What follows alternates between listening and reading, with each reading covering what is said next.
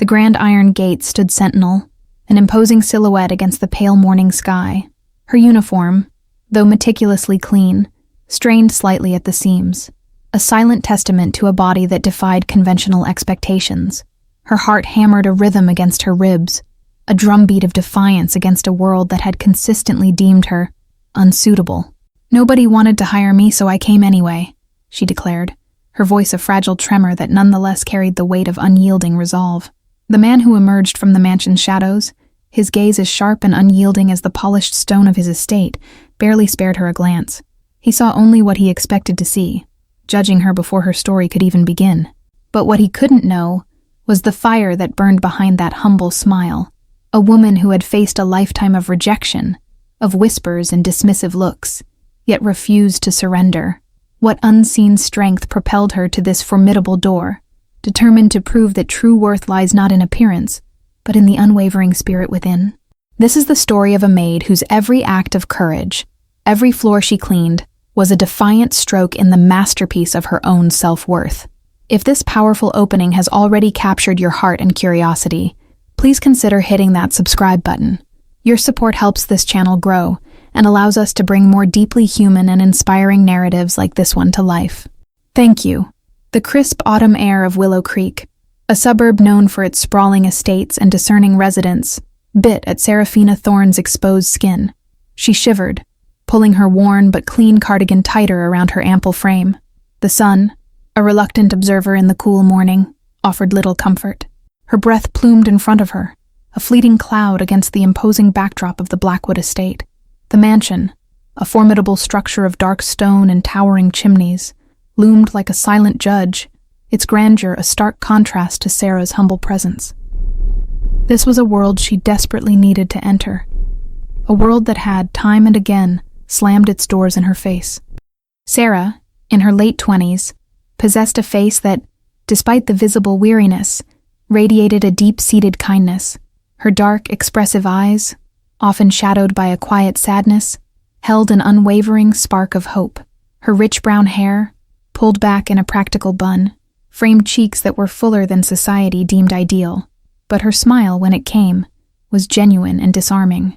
Her uniform, a simple dark dress, was meticulously clean, but the fabric stretched taut across her generous curves, a constant, subtle reminder of her size.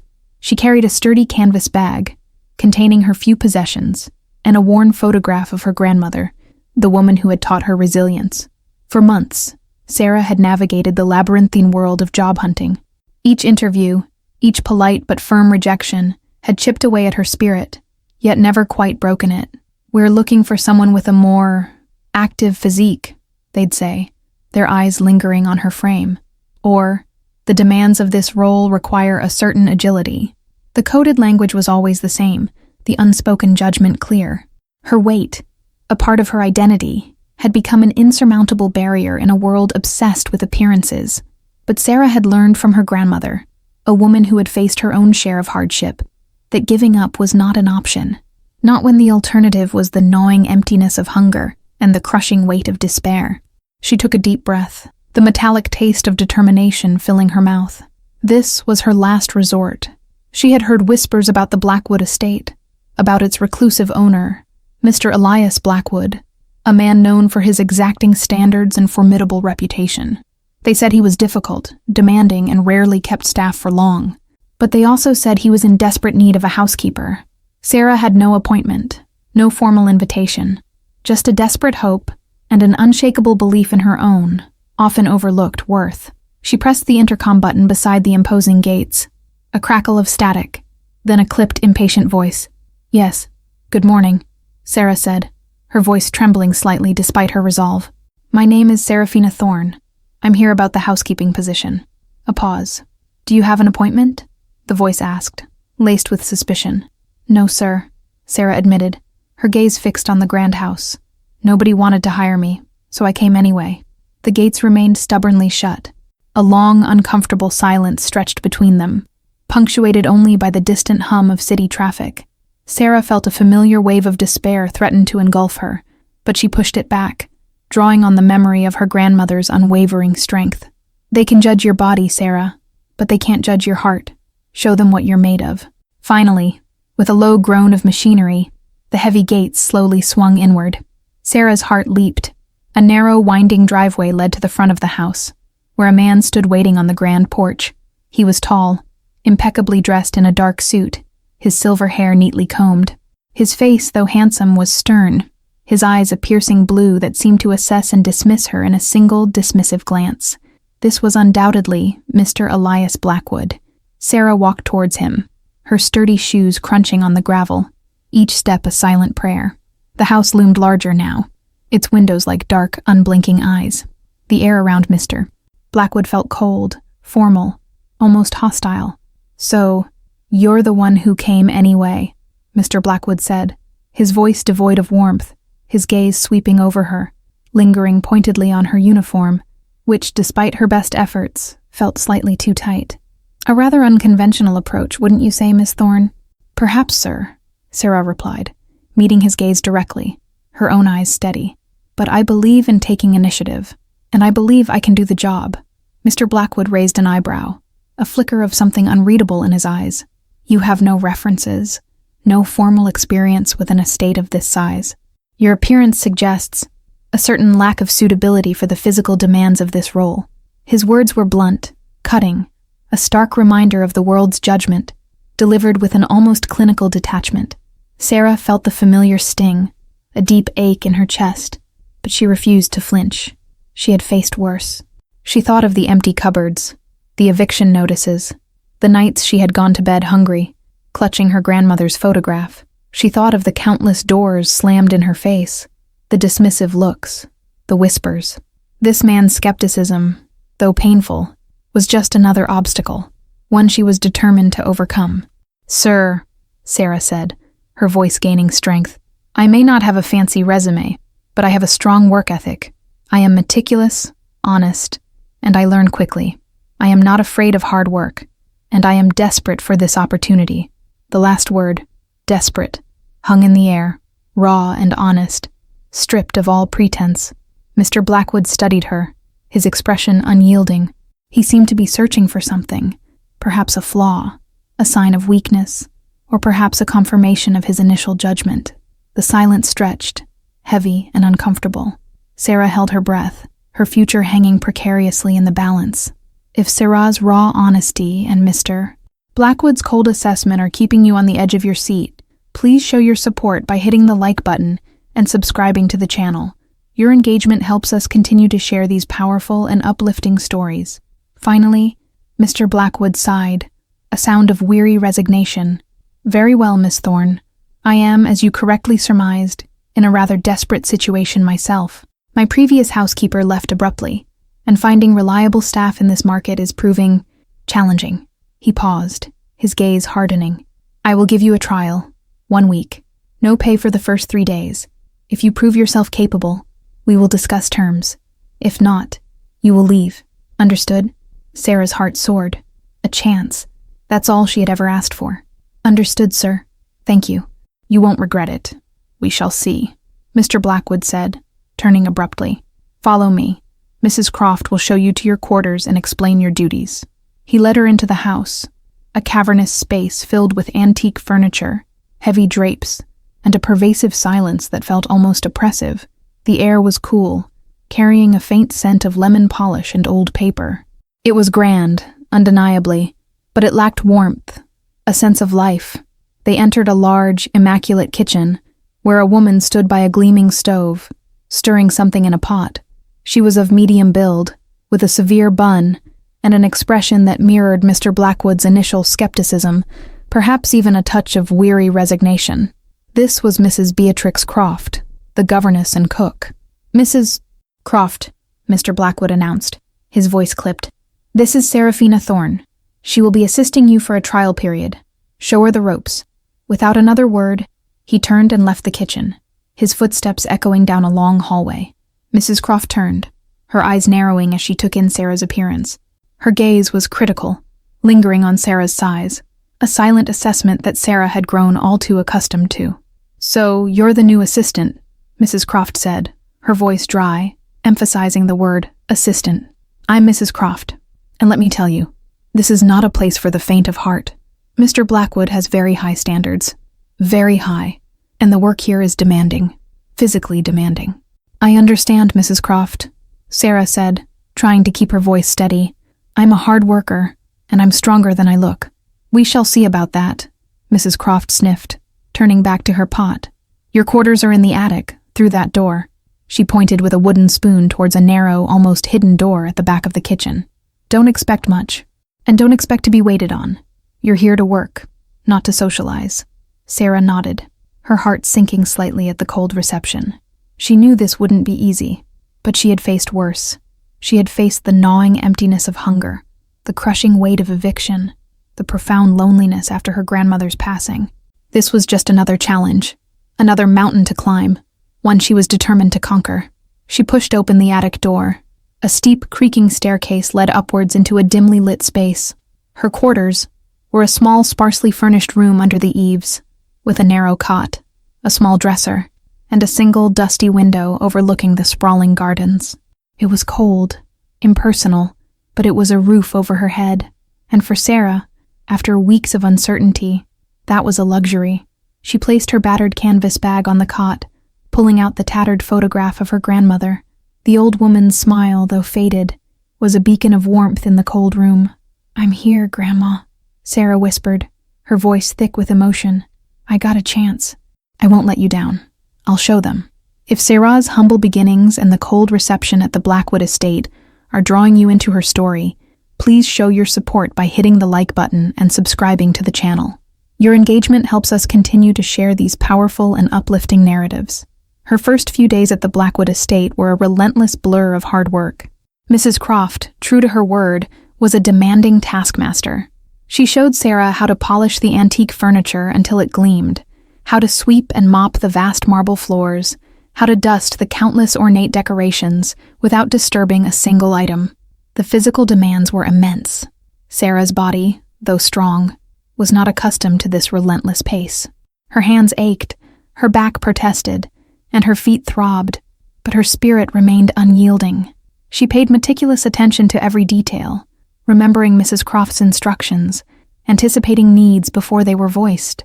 She moved with a quiet determination, her fuller figure navigating tight spaces and steep stairs with surprising grace, defying the unspoken judgments about her agility. The house was enormous, a labyrinth of rooms, each more grand and silent than the last. Sarah moved through it like a ghost, her presence barely acknowledged by Mr. Blackwood, who would occasionally pass her in the hallway with a curt nod or a brief, impersonal instruction. He remained a distant, formidable figure, his eyes always observing, always judging, a constant reminder of the prejudice she faced. One afternoon, as Sarah was dusting the library, a room filled with towering bookshelves and the rich scent of old leather, she caught a glimpse of Miss Aurelia Blackwood.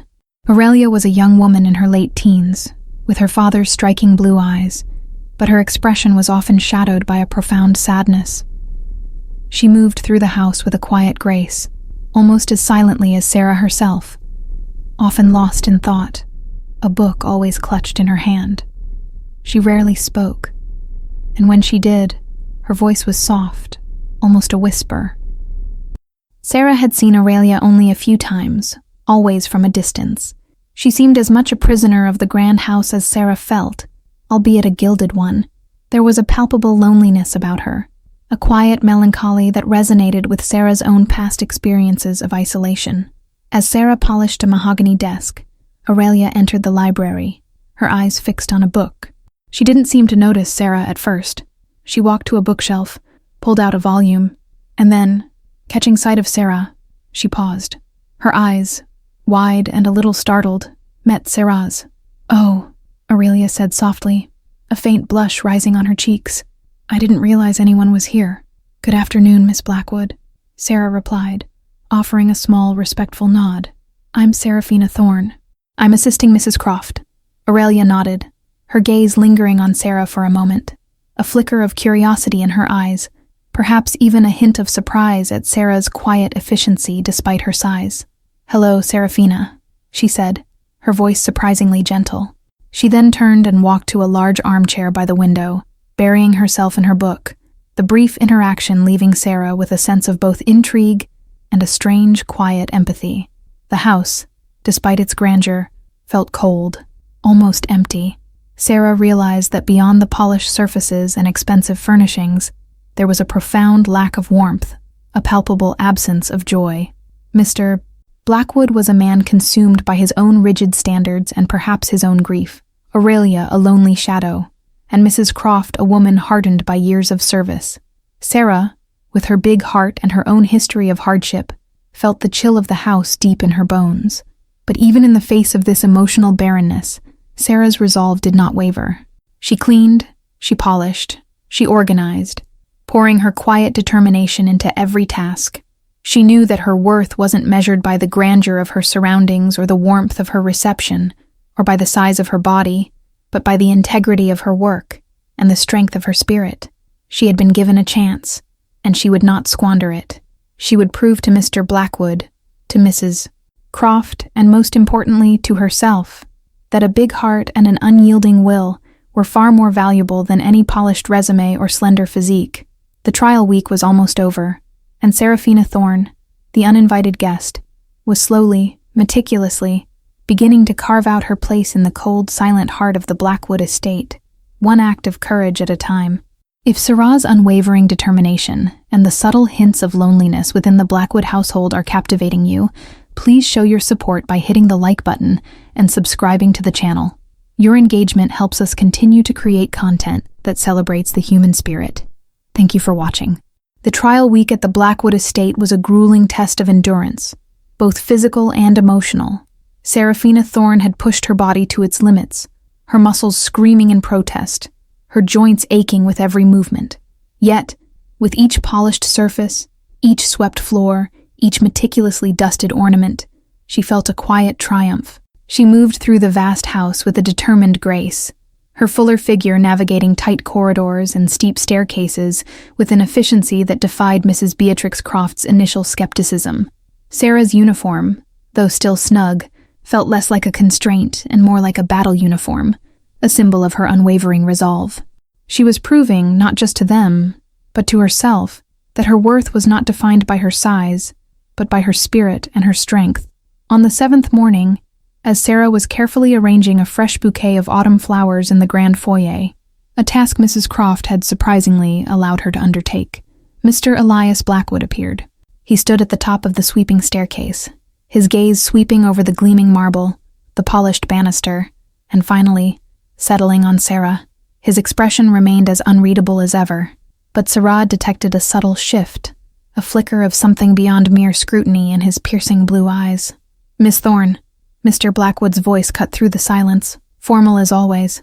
Sarah straightened, her heart thumping against her ribs, a familiar knot of anxiety tightening in her stomach. "Yes, sir?"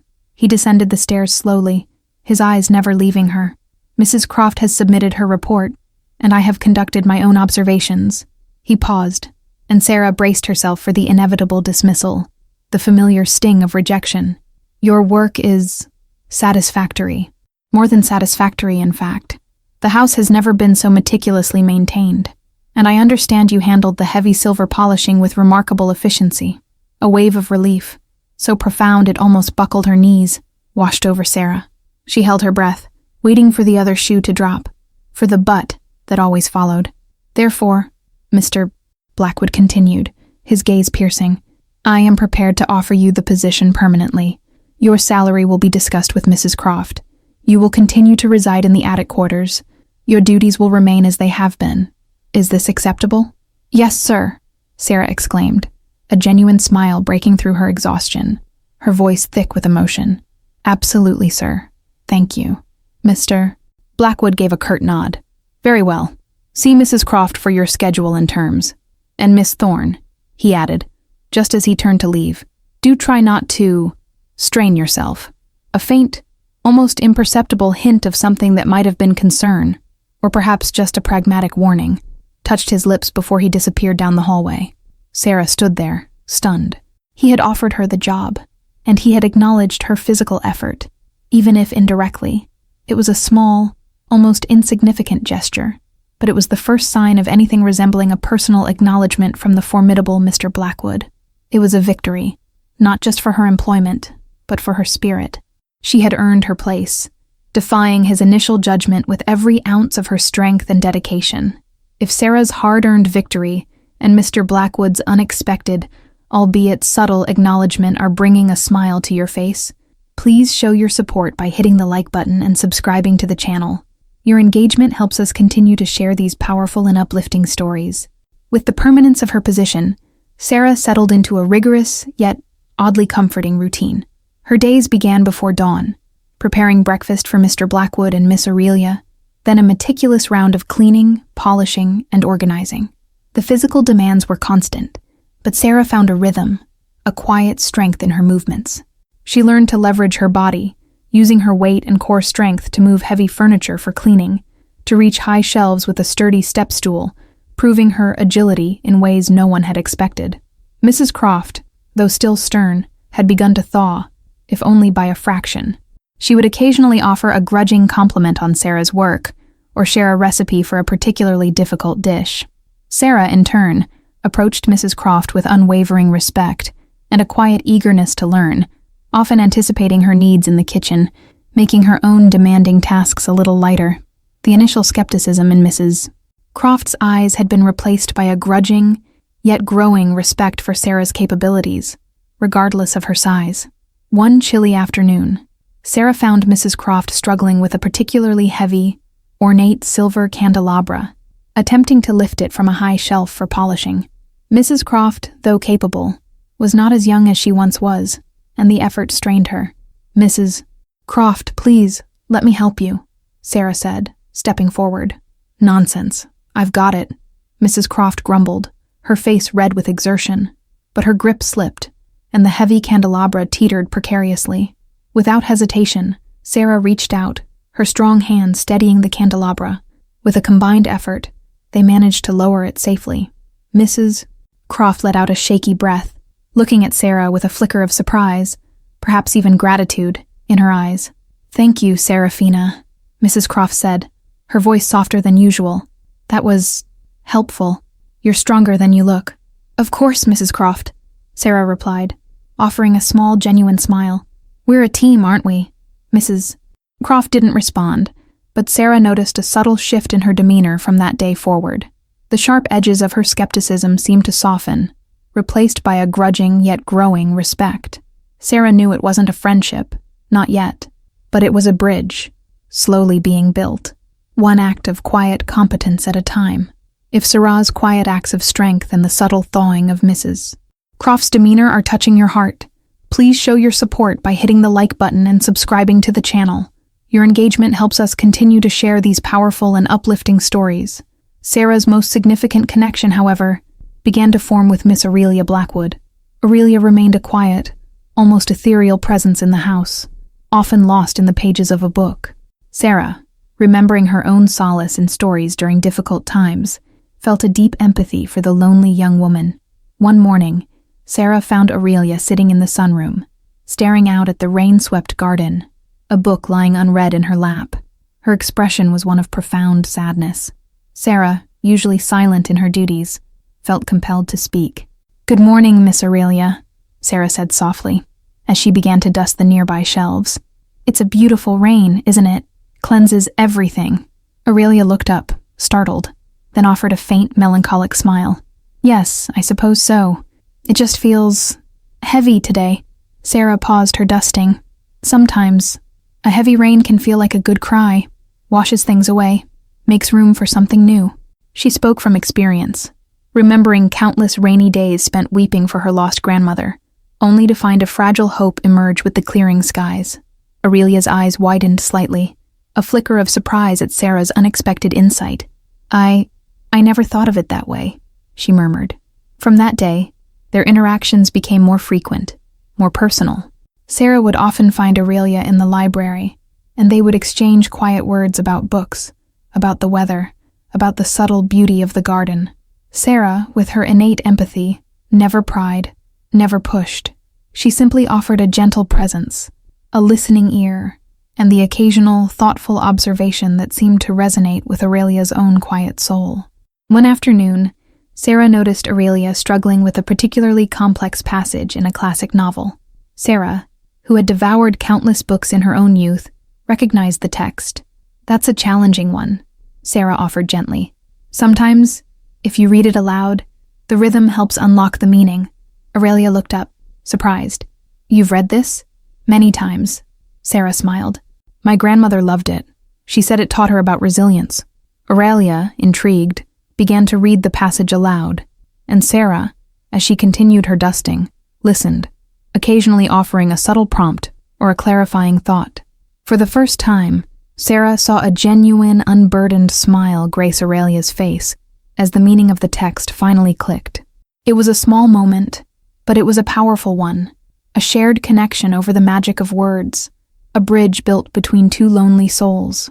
If Sarah's gentle empathy and the blossoming connection with Aurelia are touching your heart, please show your support by hitting the like button and subscribing to the channel. Your engagement helps us continue to share these powerful and uplifting stories. Mr. Elias Blackwood, though still a man of few words, was not unobservant. He noticed the subtle changes in his home. The air felt lighter, less oppressive. The flowers in the foyer were always fresh. The scent of lemon polish mingled with something softer, more inviting. He noticed that Mrs. Croft, while still formidable, seemed less stressed, occasionally even humming a quiet tune in the kitchen. Most importantly, he noticed a change in Aurelia. His daughter, who had been withdrawn and melancholic since the passing of her mother years ago, seemed to be emerging from her shell. He would sometimes hear her soft laughter from the library, or catch her in conversation with Sarah, a rare, genuine smile on her face. He saw her reading more, not just as an escape, but with a newfound engagement. He didn't understand it, not entirely. He had provided Aurelia with everything money could buy: tutors, therapists, endless opportunities. But it seemed to be the quiet, unassuming maid, the one he had almost dismissed due to her appearance, who was bringing a flicker of light back into his daughter's life. One evening, Mr. Blackwood found Aurelia in the library, not reading, but sketching intently in a notebook. She looked up, a faint smile on her face. "Good evening, Father," Aurelia said, her voice softer, more present than he had heard it in years. "Aurelia," Mr. Blackwood replied, a rare warmth in his tone. "You seem brighter." Aurelia nodded, looking down at her sketch. "Serafina and I were talking about the symbolism in the secret garden today. It made me think about how much beauty is hidden, even in plain sight." She then looked up at him, her eyes shining. "She's very kind, Father, and very wise." Mr. Blackwood simply nodded, a thoughtful expression on his face.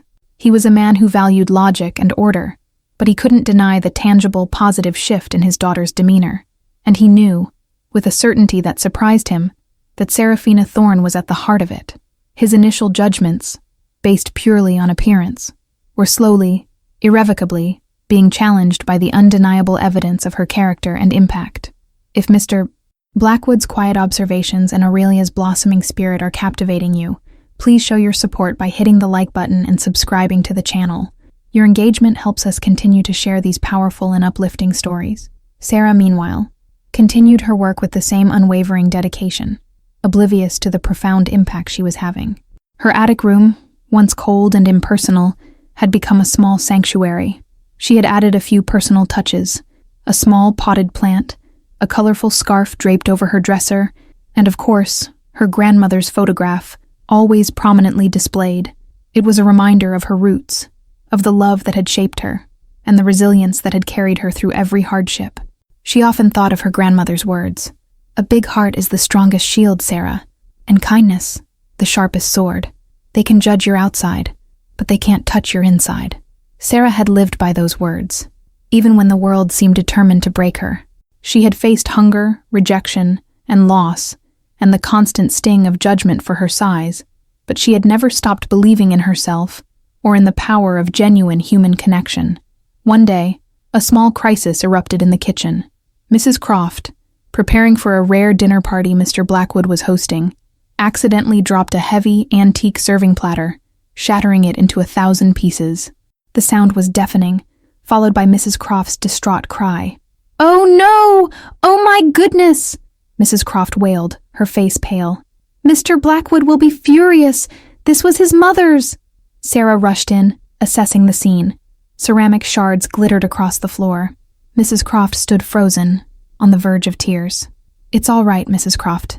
Sarah said calmly, her voice a steadying presence. Accidents happen. Let's get this cleaned up safely.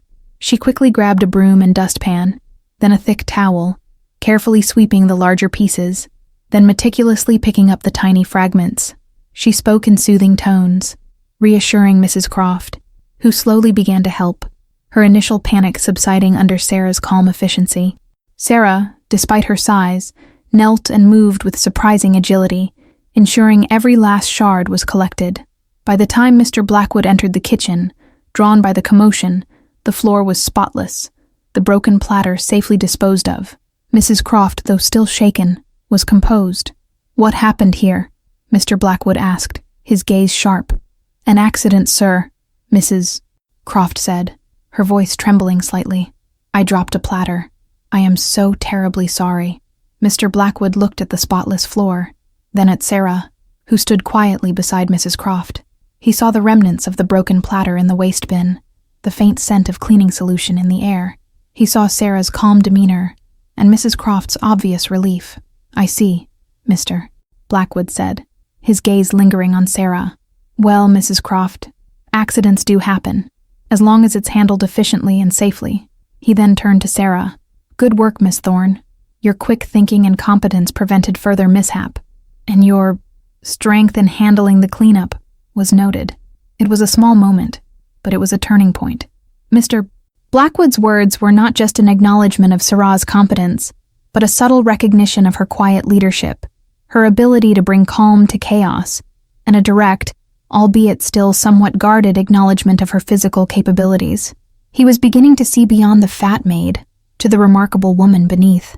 Seraphina Thorne, the uninvited guest, was slowly, steadily, becoming an indispensable part of the Blackwood household, her big heart and unyielding spirit quietly transforming the cold, silent mansion into a home.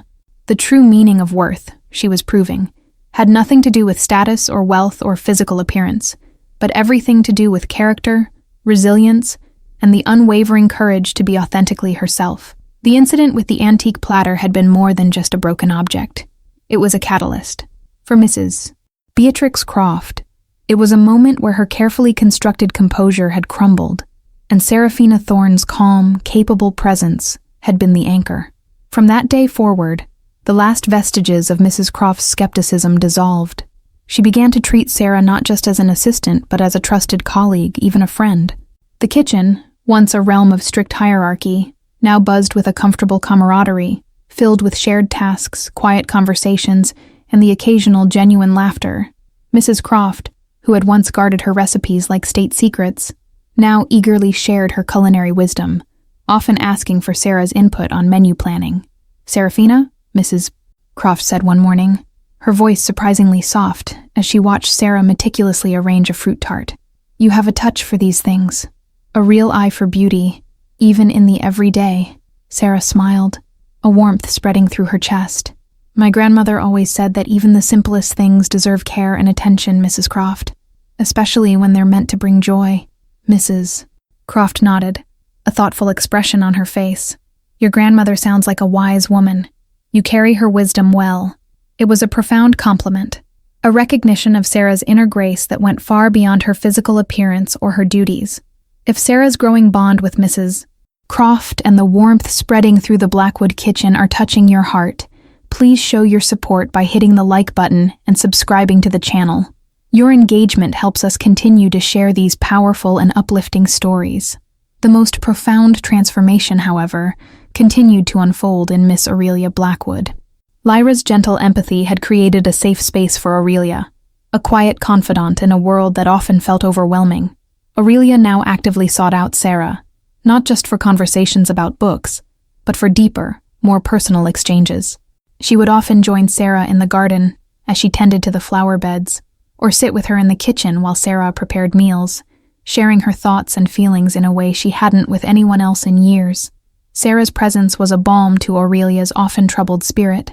One afternoon, Sarah found Aurelia in the sunroom, her face etched with frustration, a half-finished painting on an easel before her. The canvas was a riot of dark, swirling colors, reflecting an inner turmoil. "It's not working, Seraphina," Aurelia sighed, throwing her brush down. It's supposed to be the garden, but it just feels heavy, like everything else. Sarah approached the easel, her gaze thoughtful. It's beautiful, Aurelia, even in its heaviness. It shows honesty. But perhaps the garden has more light than you're letting it show right now. She gently picked up a clean brush, and with Aurelia's permission, dabbed a tiny spot of bright yellow onto a dark swirl. Sometimes, even a small splash of sunshine can change the whole picture. Aurelia looked at the painting, then at Sarah, a flicker of understanding in her eyes. You always see the light, don't you, Serafina? Even when it's hidden. It's always there, Aurelia, Sarah replied softly. Sometimes you just have to look a little harder, or paint it in yourself. Inspired by Sarah's gentle guidance, Aurelia picked up her brush again, her movements more confident. She began to add touches of lighter colors, transforming the heavy swirls into a vibrant, abstract representation of the garden, full of hidden light. It was a powerful metaphor for her own journey, guided by Sarah's unwavering belief in her. Sarah also encouraged Aurelia to explore other avenues for her art. She found a local art gallery that hosted a monthly Emerging Artists Night, a low-pressure environment for new artists to display their work. Aurelia, initially hesitant, agreed to submit a piece, a vibrant landscape inspired by the Blackwood Garden, but imbued with a newfound sense of hope. If Sarah's inspiring guidance and Aurelia's blossoming artistic expression are uplifting your spirit, please show your support by hitting the like button and subscribing to the channel. Your engagement helps us continue to share these powerful and uplifting stories. Mr. Elias Blackwood, a man who had always prided himself on his keen observation skills, could no longer deny the profound transformation occurring within his home, and, more importantly, within his daughter. The oppressive silence that had defined his life since his wife's passing had been replaced by a quiet hum of life, a gentle warmth that permeated every corner of the estate. He saw Aurelia's genuine smiles, heard her soft laughter, and witnessed her renewed passion for art. He saw Mrs. Croft's relaxed demeanor, her easy camaraderie with Sarah, and he saw Sarah herself, moving through the house with a quiet dignity, her presence a constant source of calm and competence. His initial judgments, based purely on Sarah's appearance and his own preconceived notions, had been utterly dismantled. He had seen her strength, her resilience, her unwavering kindness, and her remarkable ability to connect with people on a deeper level. He had witnessed her quiet leadership during the pipe burst, her meticulous care for his cherished possessions, and her profound impact on his daughter's well-being. One evening, Mr. Blackwood found Sarah in the study, meticulously organizing his vast collection of rare books. He had always been particular about his library, and Sarah had taken to the task with an almost scholarly precision, categorizing, cleaning, and even repairing delicate bindings with a gentle touch. "Miss Thorne," Mr. Blackwood said, his voice startling Sarah, who had been lost in her work. "Mr. Blackwood," Sarah replied, straightening up. "I hope I haven't disturbed anything." "On the contrary," he said, gesturing to the perfectly arranged shelves. "This is exceptional. You have a remarkable eye for detail, and a respect for these volumes that I rarely see." He paused, then added, "Aurelia tells me you've encouraged her to display her art at a local gallery." Sarah hesitated, unsure how he would react. "I simply suggested she explore her talent, sir. She has a wonderful gift. It deserves to be seen." Mr. Blackwood looked at her, his piercing blue eyes searching her face. "My daughter has been withdrawn for many years, since her mother's passing. I have tried everything. Therapists, tutors, travel. Nothing seemed to reach her." He sighed, a rare, almost vulnerable sound. "But since you arrived, she seems happier, more engaged, more like herself. You have done what no one else could." He looked away, then back at Sarah, his gaze filled with a profound gratitude. "I don't understand how you do it, Miss Thorne, but I am deeply grateful. You have taught me a great deal." Sarah felt a warmth spread through her. It was the closest thing to a personal acknowledgement, a genuine expression of gratitude she had ever received from Mr. Blackwood. "I just try to be kind, sir," she said softly, "and to see people for who they truly are, beyond what they show on the surface." Mr. Blackwood nodded slowly, a thoughtful expression on his face. He was beginning to see Sarah for who she truly was too. Not just a maid, not just a woman of a certain size, but a woman of profound character, whose quiet strength and big heart were slowly mending the broken pieces of his family. His own rigid worldview, once so unyielding, was softening, reshaped by the undeniable evidence of Sarah's worth. If Mr. Blackwood's growing appreciation and Sarah's profound impact on his family are deeply moving you, please show your support by hitting the like button and subscribing to the channel. Your engagement helps us continue to share these powerful and uplifting stories. Sarah's own past, though distant, occasionally cast a shadow. One afternoon, while running errands in town, she unexpectedly encountered Mr. Julian Vance, an old acquaintance from her difficult past. Julian was a kind man who had known Sarah and her grandmother during their hardest times, a quiet supporter who had always believed in Sarah's potential, never judging her by her appearance. "Serafina, is that really you?" Julian exclaimed, his face lighting up with surprise and genuine warmth. "I haven't seen you in ages. How are you? I heard you were looking for work." Sarah smiled, genuinely happy to see a familiar, friendly face. "Julian, it's good to see you. I'm well. I found work. I'm at the Blackwood estate." Julian's eyes widened. "The Blackwood estate? Wow, Sarah, that's quite a place. I always knew you'd land on your feet. You've always had such a strong spirit, no matter what anyone said." He subtly emphasized the last part, a knowing look in his eyes, acknowledging the unspoken struggles Sarah had faced due to her size. They chatted for a few minutes, catching up on old times. Julian, now working as a community organizer, shared his efforts to help struggling families in the area. Sarah, listening to his passionate words, felt a familiar tug at her heart. She remembered her own struggles, the kindness of strangers, and the profound impact a little help could make. Julian's presence was a comforting reminder of her roots and how far she had come. Later that week, a more significant crisis hit the Blackwood estate. A rare, valuable antique tapestry, a family heirloom, was accidentally damaged during a routine cleaning by a new, inexperienced temporary cleaner. The cleaner, a young, nervous woman, was distraught, fearing immediate dismissal. Mr. Blackwood, usually composed, was visibly upset, the tapestry holding immense sentimental value. Mrs. Croft was overwhelmed, trying to manage the situation while comforting the terrified cleaner. Lyra, with her practical experience of dealing with household emergencies and her innate problem-solving skills, immediately sprang into action. She didn't wait for instructions. She calmly assessed the damage, which was a tear in a delicate section. She then remembered her grandmother, who had been a skilled seamstress, teaching Sarah the art of mending and repair. "Mrs. Croft," Sarah said, her voice calm and steady, "please don't worry, and don't dismiss her. This can be mended. I know how."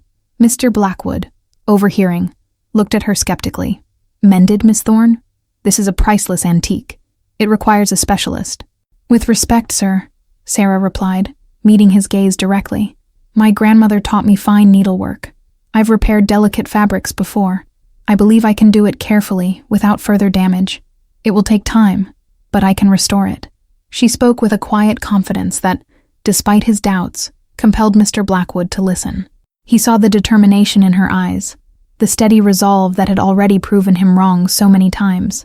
If Sarah's unexpected skill and her unwavering confidence in a crisis are captivating you, please show your support by hitting the like button and subscribing to the channel. Your engagement helps us continue to share these powerful and uplifting stories. With Mr. Blackwood's reluctant permission, Sarah set to work.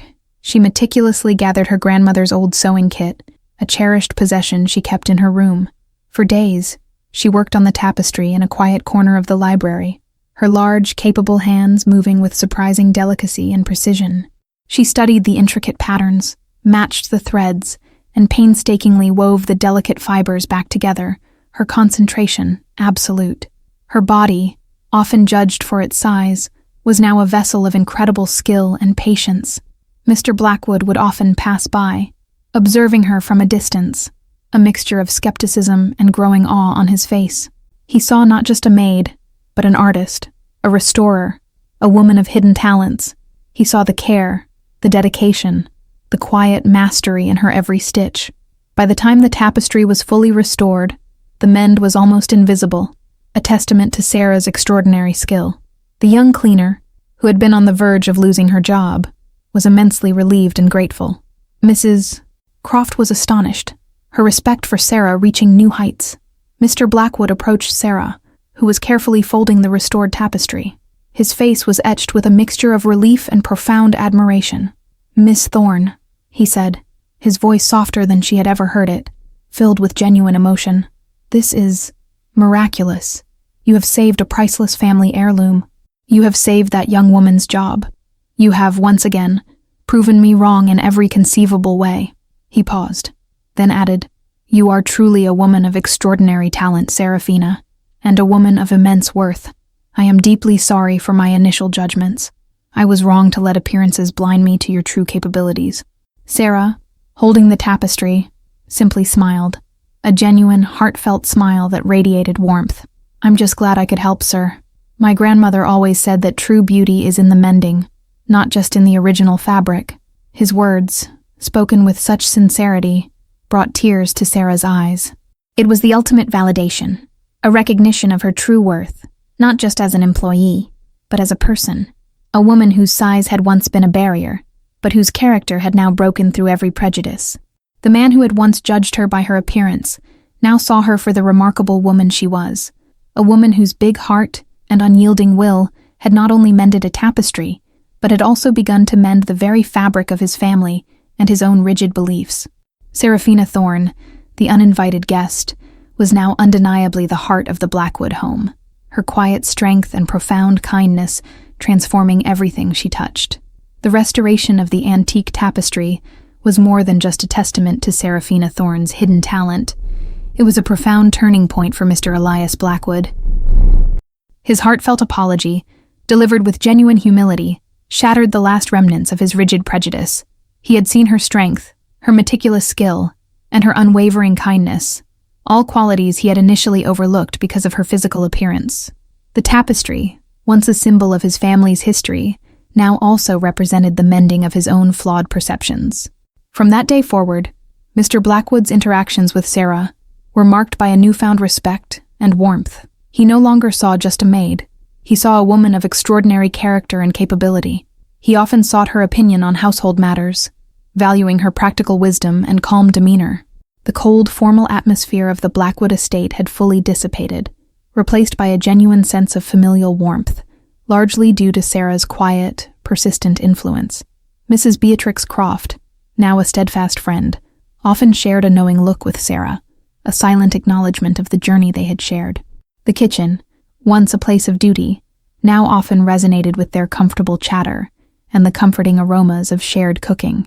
Mrs. Croft had even started to confide in Sarah about her own life, sharing stories of her past and her hopes for the future, a level of intimacy she rarely extended to anyone. Miss Aurelia Blackwood, meanwhile, flourished under Sarah's gentle guidance. Her painting, once a solitary and often melancholic pursuit, had become a vibrant expression of her newfound joy and confidence. The local art gallery's Emerging Artists' Night was a resounding success for her.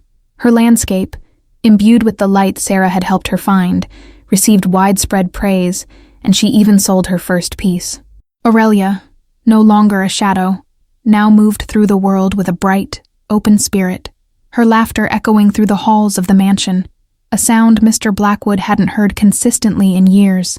If the blossoming warmth in the Blackwood home and Aurelia's artistic triumph are deeply inspiring you, please show your support by hitting the like button and subscribing to the channel. Your engagement helps us continue to share these powerful and uplifting stories. Sarah's own life, once defined by struggle and rejection, was now filled with purpose and belonging. Her new spacious rooms on the second floor, adorned with Aurelia's vibrant sketches and her grandmother's cherished photograph, felt truly like home. She was no longer just an employee. She was an integral, cherished member of the Blackwood household, a quiet force that had transformed their lives. One afternoon, Mr. Blackwood called Sarah into his study. He sat behind his large mahogany desk, a thoughtful expression on his face. "Serafina," he began, his voice softer than usual. "I've been doing a great deal of thinking. About everything. About my judgments, about the way I've run this household, and about the profound impact you've had on all of us." He paused, meeting her gaze directly. "I realize now that I've been incredibly short-sighted. I allowed superficialities to blind me to true worth, and for that, I am truly sorry." Sarah nodded gently, her heart aching with empathy for the man who was so openly admitting his past mistakes. It takes courage to admit that, Mr. Blackwood. Indeed, he said, a faint, self-deprecating smile touching his lips. And you, Seraphina, have taught me more about courage than anyone else. You came here, uninvited, facing my skepticism and the world's judgment, and you proved everyone wrong. You have shown me that strength comes in many forms, and that a kind heart and an unyielding spirit are far more valuable than any outward appearance. He then leaned forward, his expression earnest. I want to offer you something more, Seraphina. Not just a promotion, but a partnership. I would like you to take on a broader role in managing the estate, overseeing not just the household, but also assisting with some of my charitable endeavors. Your organizational skills, your empathy, and your ability to connect with people are invaluable, and I want to ensure you are compensated not just fairly, but generously, for the true value you bring. Sarah was stunned. A partnership? Assisting with charitable endeavors? It was an unimaginable leap from the desperate maid who had stood at his gates just months ago. Her mind raced, thinking of Julian Vance and his community work, of the countless people who needed a helping hand. This was an opportunity not just for her, but to extend her big heart to a wider world. Mr. Blackwood, Sarah said, her voice filled with emotion. I would be honored. Thank you. This means more to me than words can say. The honor is mine, Seraphina, he replied, a genuine warmth in his eyes. The honor is entirely mine.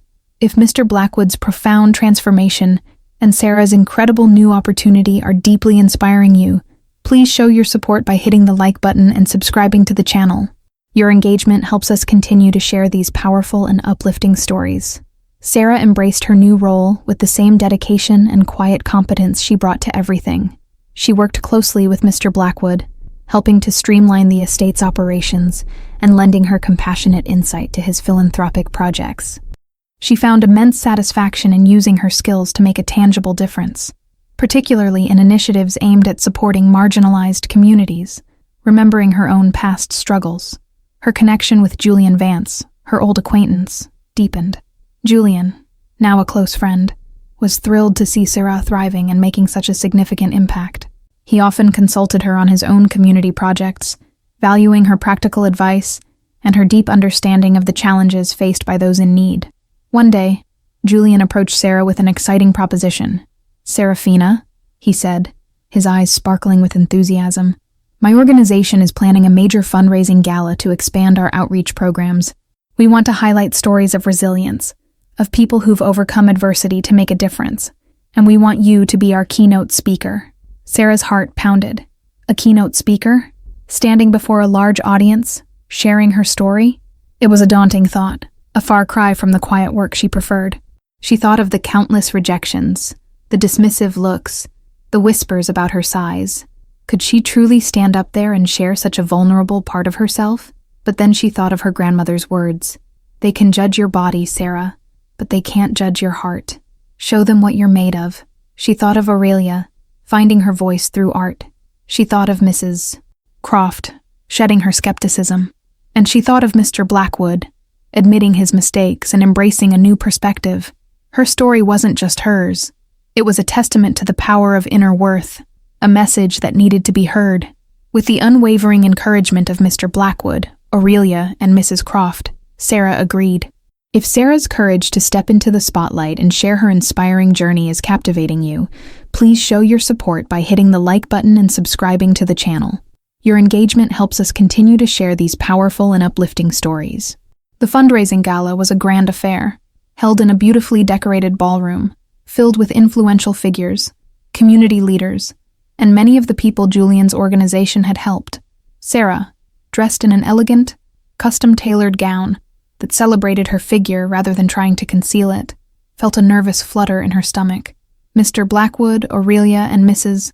Croft were all there, seated at a prominent table, their faces radiating pride and support. Julian, beaming, stood by her side. When Julian introduced her, recounting her journey from an uninvited guest to the heart of the Blackwood home, the room fell silent.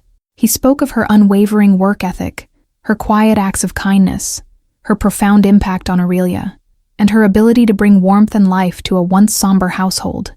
He spoke of her resilience in the face of rejection, the constant judgment she faced due to her size, and her unshakable belief in her own worth. As Sarah walked to the stage, a wave of emotion washed over her. She saw her grandmother's faded photograph in her mind's eye, her loving smile. She saw the imposing gates of the Blackwood estate, the cold skepticism in Mr. Blackwood's eyes, the stern face of Mrs. Croft. She remembered the gnawing hunger, the lonely nights, the feeling of being invisible, of being judged for something as superficial as her body. She took a deep breath, her gaze sweeping across the room. She saw Mr. Blackwood, his eyes filled with profound respect. She saw Aurelia, beaming, a vibrant artist now. She saw Mrs. Croft, a rare, soft smile on her face, and she saw Julian, a true friend, his belief in her unwavering. "Good evening, everyone," Sarah began, her voice clear and steady, carrying a quiet strength that captivated the room. "My name is Seraphina Thorne, and yes, it's true, nobody wanted to hire me, so I came anyway." A ripple of understanding laughter, warm and appreciative, spread through the audience. I stood at those gates, with a uniform that felt too tight and a heart that felt too heavy, feeling like the world had already decided I wasn't good enough, Sarah continued, her voice filled with honesty and vulnerability. I was judged by my appearance, by my size, by everything superficial. But I had learned from my grandmother that worth isn't measured by what you own, or what others think of you, or even by the shape of your body. It's measured by the kindness you show, the hard work you put in, and the belief you hold in your own heart. She spoke of her struggles, her rejections, and the profound loneliness she had faced. But then, her voice brightened as she spoke of the Blackwood family, of the chance Mr. Blackwood had given her, of the friendship she had found with Aurelia and Mrs. Croft. She spoke of how a house, once cold, had become a home, not through grand gestures, but through small acts of care, empathy, and unwavering dedication. She spoke of how she had learned to mend not just tapestries, but also broken spirits, including her own. I learned that true strength isn't about fitting into someone else's mold, Sarah concluded, her gaze earnest and powerful.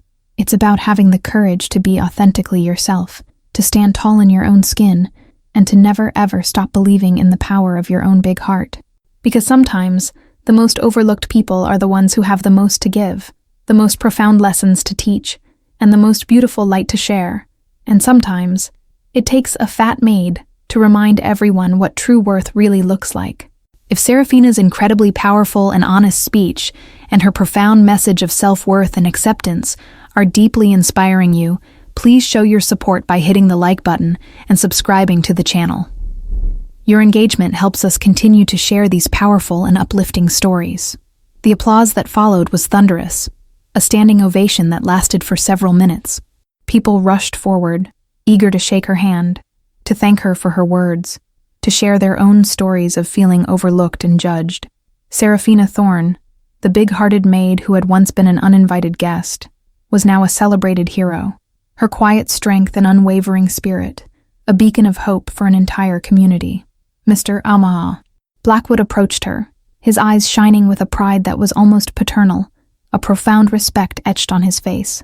"Seraphina," he said, his voice thick with emotion, "you truly are remarkable. You have opened my eyes and my heart. I am honored to have you in my home and in our lives." Aurelia hugged her tightly, tears in her eyes. "You changed everything, Sarah.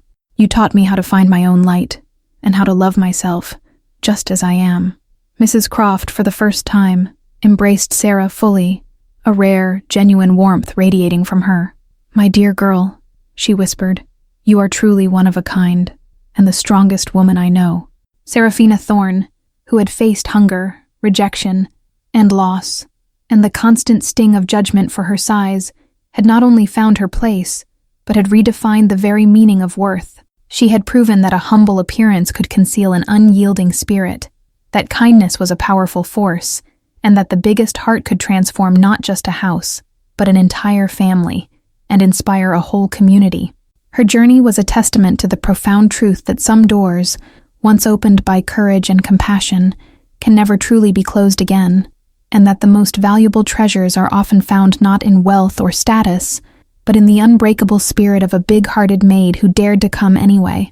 What an incredibly powerful and inspiring conclusion to Seraphina's journey. If her story of turning rejection into triumph, finding her place, and inspiring countless others has deeply moved you, please show your support. Hit that like button, share this video with someone who needs a dose of inspiration, and most importantly, subscribe to the channel so you don't miss out on more powerful and uplifting stories like this one. Your engagement helps us continue to create content that celebrates the human spirit. Thank you for watching.